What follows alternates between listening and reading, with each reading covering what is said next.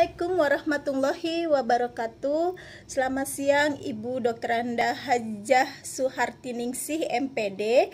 Perkenalkan, nama saya Novita Dewi. NIM saya 8620 7181 50089, semester 5 Prodi PAUD, Universitas Pancasakti, Kampus D Bekasi. Di sini saya ingin membacakan PTT mengenai kurikulum pendidikan anak usia dini. Hakikat kelompok bermain. Kelompok bermain mempunyai pengertian wadah anak-anak usia dini atau prasekolah, melakukan kegiatan bermain dengan tujuan mengarahkan, membimbing, dan mengembangkan kepribadian, kecerdasan, bakat, kemampuan, prestasi, dan minat serta keterampilan mereka bersama pembimbing.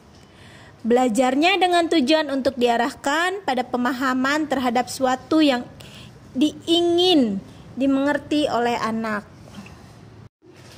Berbagai bentuk bermain. 1. Bermain sosial. 2. Bermain dengan benda.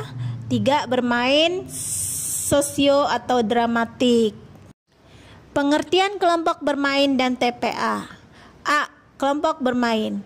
Kelompok bermain adalah salah satu bentuk satuan pendidikan anak usia dini yang menyelenggarakan program bagi anak usia 2-4 tahun dan dapat melayani anak hingga usia 6 tahun jika di lokasi yang sama belum tersedia layanan TK atau RA. B. Taman penitipan anak atau yang sering kita dengar TPA. Taman penitipan anak adalah salah satu bentuk pendidikan anak usia dini pada jalur pendidikan non-formal yang menyelenggarakan program pendidikan sekaligus pengasuhan dan kesejahteraan sosial terhadap anak sejak lahir sampai dengan anak usia 6 tahun. Tujuan kelompok bermain dan TPA.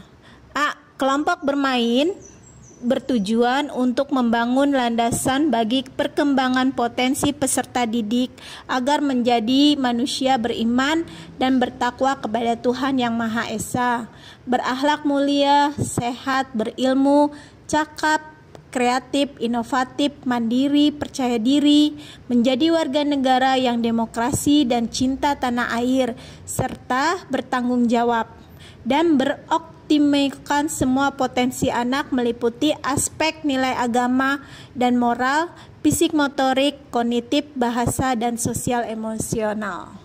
B.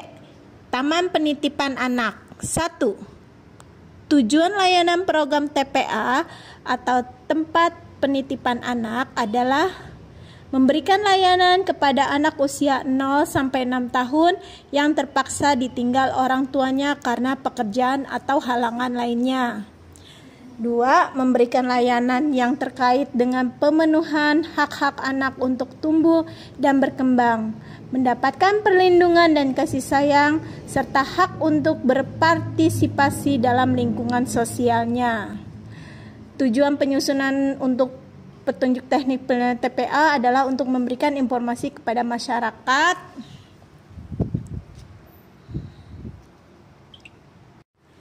syarat dan tata cara pendirian. Syarat pendirian kelompok bermain dan taman penitipan anak. A. Kelompok bermain. Persyaratan pendirian kelompok bermain harus memenuhi persyaratan sebagai berikut. 1. Diselenggarakan oleh yayasan atau badan yang bersifat sosial dan memiliki akte dan struktur organisasi yayasan atau badan hukum lainnya. Memiliki izin operasional atau penyelenggara dari Dinas Pendidikan Kabupaten atau kota setempat. Selanjutnya, memiliki lembaga yang jelas.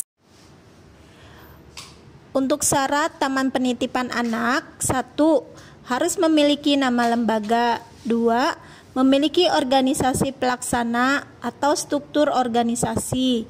3. Memiliki seperangkat program belajar. 4. Memiliki sarana dan prasarana yang mendukung program. 5. Memiliki tenaga pendidik dan kependidikan. 6. Memiliki sasaran peserta didik. 7. Memiliki sumber dana dan jaminan keberlangsungan program. Dasar hukum Taman Penitipan Anak. Penyelenggaraan program PAUD di Indonesia mengacu pada aturan dan kebijakan yang dikeluarkan oleh pemerintah sebagai berikut.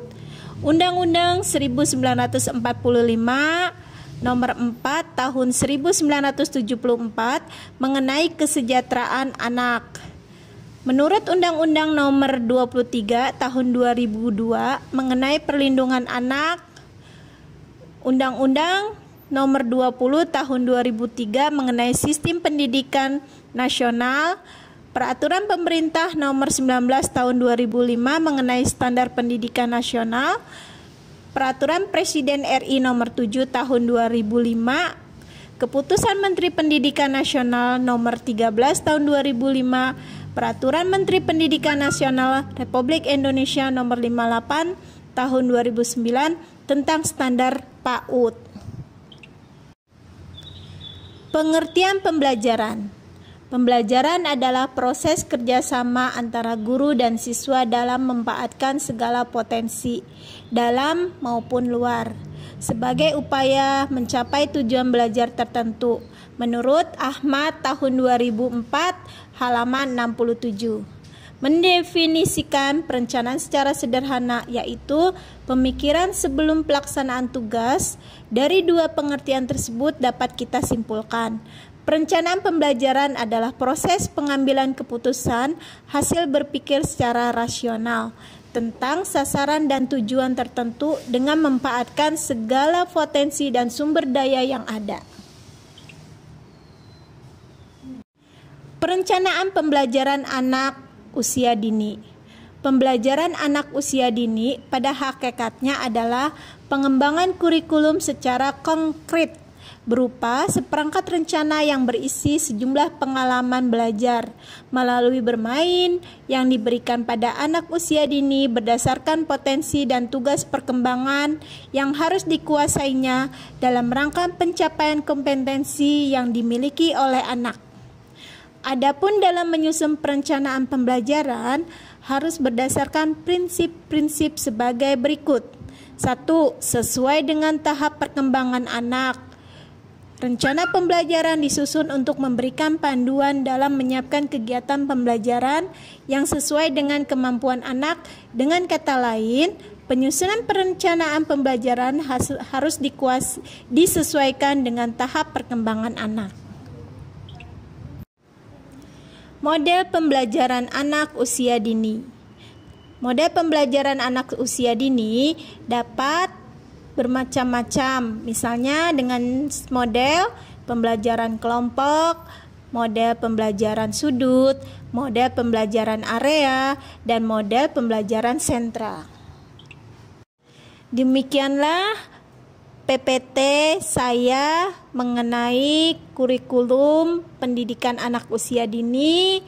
Semoga materi yang diberikan dengan Bu dosen bermanfaat bagi saya dan teman-teman. Wabil taufik wal hidayah. Assalamualaikum warahmatullahi wabarakatuh.